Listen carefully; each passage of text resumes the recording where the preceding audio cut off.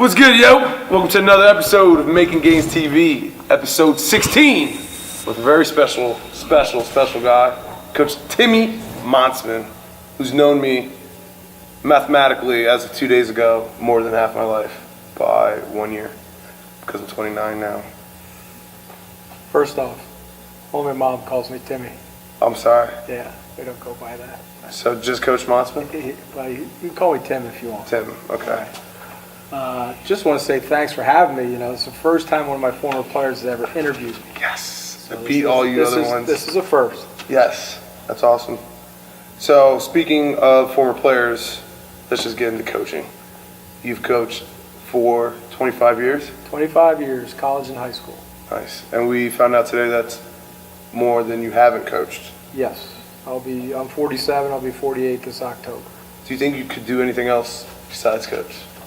I'm a teacher first. That's like,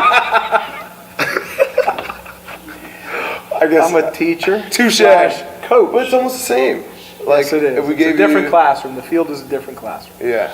What if we I gave just you like a prefer tie? the field a little bit more. I think than so the regular too. classroom. I guess you did it for like a year. Could I ever give up football coaching? Yeah. No. Do you think you'll coach till you die? I think I'll die on the field. Nice. And hopefully they'll just kick the dirt over and keep the drill going. So it's at practice, not like at a game? I think it'd be at a game. A good chance, because after three monsters and everything else, they're getting all hyped up. It Three could happen. monsters in a pep talk. That's all. A very clean pep talk. The cleanest. Yes. Yeah. Not one that you have to like kick everyone else out the locker room for. Yeah. Awesome. So I think you're on Making Gains, you know, the TV show that I post now, and I think your best attribute is coaching. Besides all the success, just your demeanor as a coach makes, I think, the most gains for me personally in my life, and all your teams and programs that you coached at. What's like your philosophy? I think we need to start with the meat of that. I think anytime someone asks me that, when you're coaching football, especially nowadays, you got to be old school meets new school. I truly believe that you got to have that discipline. You got to be, a tough guy to the kids, but you also have to develop relationships with them. And I think that's the most important thing. Like I said to people, the most important thing about coaching isn't on the football field, it's in the weight room. Mm-hmm. I think that's where you get to know your kids. You walk around, you talk to them, you know a little bit about them, and then you develop your relationships there. So I think it's old school meets new school. And then once you've developed relationships, because that's where we develop our relationship, and now it'll be at my wedding next week. So it's on your end as a coach, how much more do you get out of that guy after you develop a good relationship from him? I think and another thing is, when you develop the relationship and then you make your player accountable and they see you're accountable, once that meshes and clicks, like when we were at Liberty in the beginning years, driving a van to the south side to Fountain Hill and picking guys up 2 times a day, it might click in a kid's mind, hey, he cares. And once you develop that relationship, I think on both sides, player and coach, you're going to do anything for each other. Mm-hmm. I think you even drove that van to like the far west side. The far west side. Someone might have been living slightly outside of Liberty territory. Far west side of Bethlehem. And might have even driven into Salisbury once or twice for one Will Sever. Salisbury. No one knows where Salisbury is now, so that doesn't even count. So it's two-pronged. It's got to be on both sides, you believe? I think so. Accountability. If a coach doesn't show he's accountable, then why should a kid be? Yeah. But once you get that, you can do great things. So how do you teach and show accountability in the programs you coach in? I think any coach makes a commitment. They're there every day. They're not just standing leaning on a machine or something. They're involved. They're walking around. They're talking to the kids. That develops it from the coach's side, and then the kids see that, and you guys playing for me, and the Parkland kids will say it, but even you guys as you get older, most guys always say, coach can never tell, like you have a look on your face that is just like you're going to rip someone's head off. But they know I can joke around and everything like that. So you got to have that side. You got the serious side, but you got to be able to joke around. Be human. I think so. When I hire coaches at the gym or interns, like you said, not just leaning and not doing anything, plugging in. When I'm like a guest coach at a camp, like I'm making my point to plug in and deliver value, or like try to hold a bag, whatever it is. I think plugging in does show that like you're serious about helping, you're serious about coaching, you're serious about whatever the mission of the day or the season is. What do you kind of demand now, being the head coach at Parkland and being a head coach? How do you ask or seek your coaches to plug in? I think the biggest thing, and I tell them every time we have a meeting, like before spring ball, before the season, coach them the way you want them to play. So high energy, get after it. A couple of the kids were worried when I got the job, who's going to be our defensive coordinator. I am. Yeah. They're like, what? You're the head coach? I go, I don't know what the other guys do. Yeah. I said, but I couldn't be a head football coach without running defense. Yeah. And I still run around, and I still, get excited about it, and I think you got to coach the way you want them to play. The juice. If you guys want to know where I got the juice from, that's where I got the juice from. I think the very first time I got the juice and I learned what the juice was, I think I might have been like coming up from like 8th grade, like coming to lift after school and running stuff, like whatever van or bus came from Brockville and took us to Liberty. We're on the track and it's raining out, or it was just wet and we got to run. And I hate running and I'm like nervous about that. And like the energy was down, and you walk over from the track to like the men's bathroom, and the like old school, like fireproof, had to weigh 200-pound lead door, and you just bang your head off it like 17 times in a row. And right before I thought you were gonna pass out, you just turn around and scream, and then I think I ran to I could feel my hamstrings. I just didn't know. I'm down to now. If I do it, it's down to like 1 or 2 times. There's 1 or 2 good ones. I'm 47. I may drop. So I used to be able to do stop signs, doors, everything. lockers. Now I've toned it down. Now I do a helmet or 2 every once in a while. Yeah. Gotta budget them. I think it's calcium. It's all calcium now, so I'm all right. There's no nerves. No. It's just skin on. Yeah. Skin on bone. Yeah. Awesome.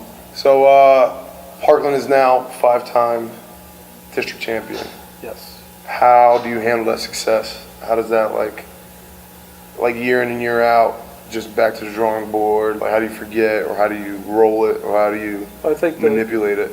The whole challenge this year was, since I was just a defensive coordinator for 4 years, my first year as head coach, we graduated 3 Division I football players, and we weren't a super talented team. We knew we would have to work, and that's what we tried to convey to the kids. And it was a 7-3 year, which Parkland's not used to. But when it came playoff time, I'll never forget, we lost to Emmaus last game of the year, and our one co-captain, DJ Holman, sitting behind me on the bus, and he turns to the bus, he looks at the guys, he goes, "This one doesn't matter."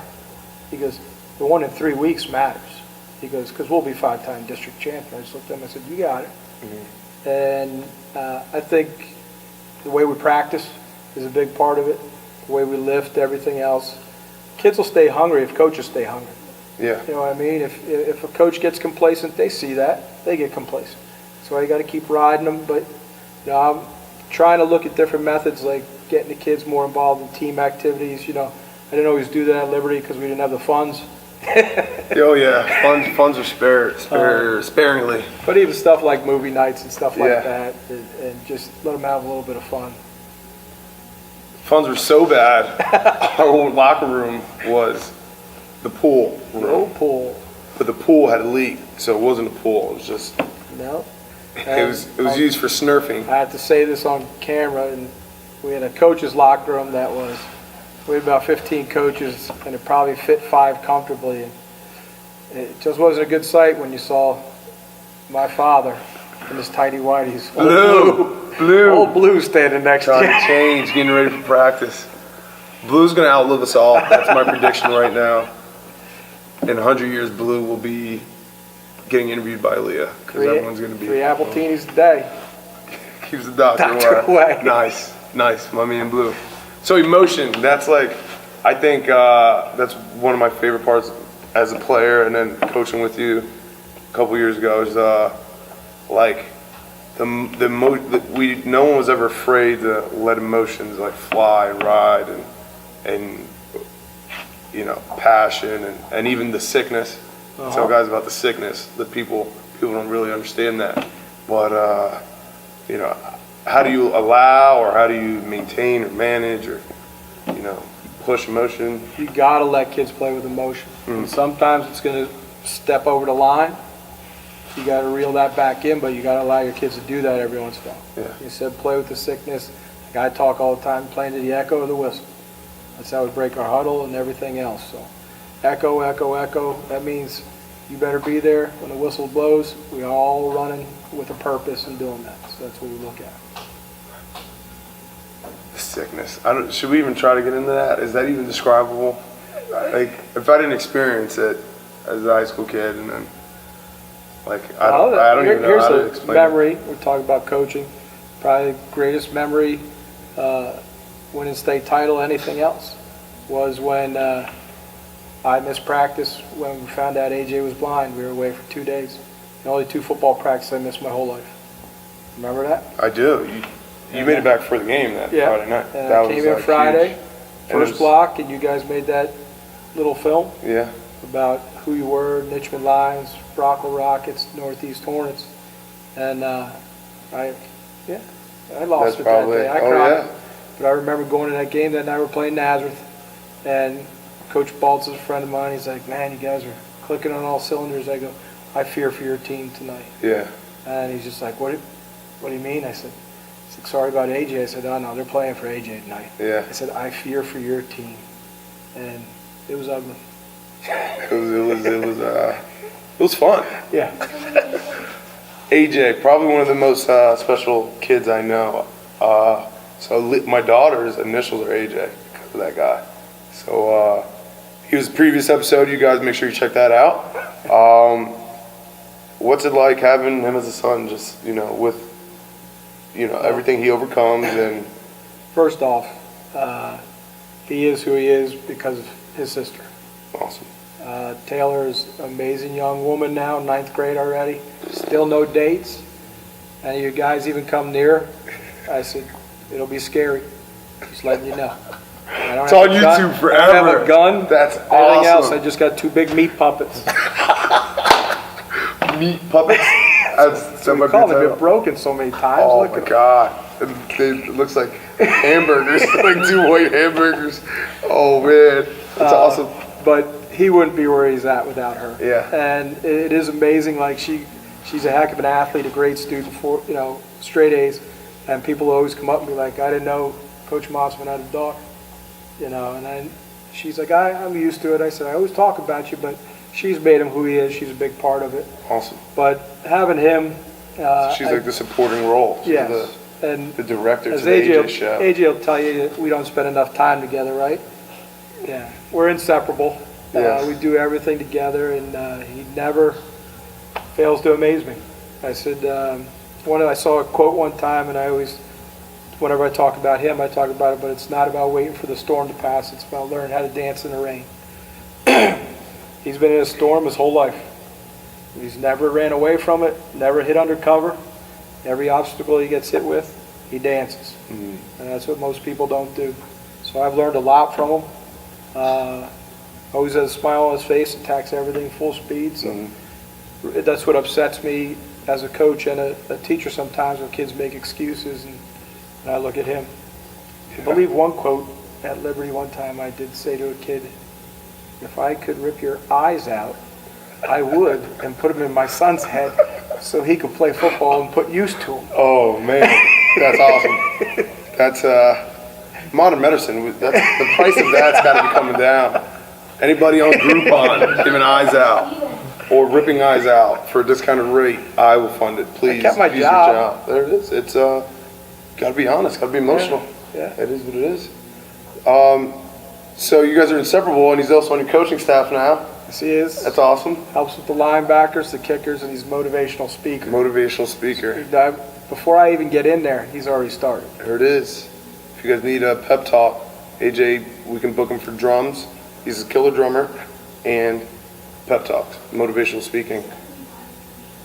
His going rate, right 75 now. and food and drinks. There it is. Get him before his price goes up.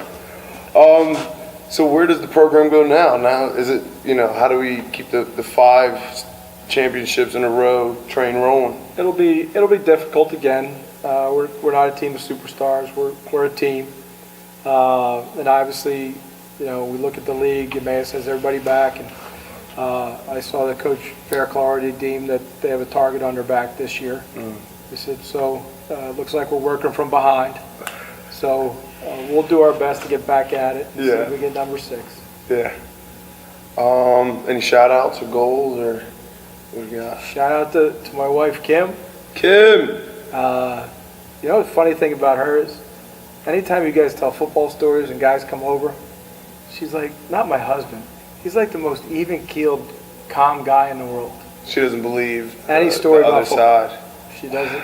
She's like, he's so laid back and everything. She doesn't believe anything. This might be a family feature next episode. Taylor and Kim, and just we'll get everyone back to tell stories and just film their reactions.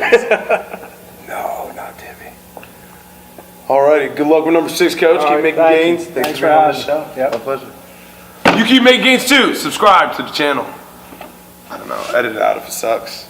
That was good. You like that one? Was the juice there, AJ? No? Do you want to come sign us off, and we'll just put you at the end of every show? Hit that thumbs up button as hard as you possibly can. Subscribe to the channel. But for now, signing off from Making Gains TV.